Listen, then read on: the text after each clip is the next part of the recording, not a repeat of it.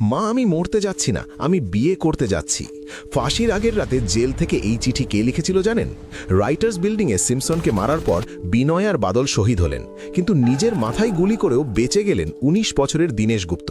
ডাক্তাররা তাকে বাঁচালেন শুধু ফাঁসি দেবেন বলে। আলিপুর জেলের অন্ধকার কুঠুরিতে তার সামনে তখন নিশ্চিত মৃত্যু। সাধারণ মানুষ মৃত্যুর আগে কাঁদে, আর দীনেশ মা আর বৌদিকে চিঠিতে লিখলেন, ভেবো না আমি মরছি, ফাঁসির দড়ি আমার কাছে মরণ ফাঁদ নয়, ওটা আমার বরমালা।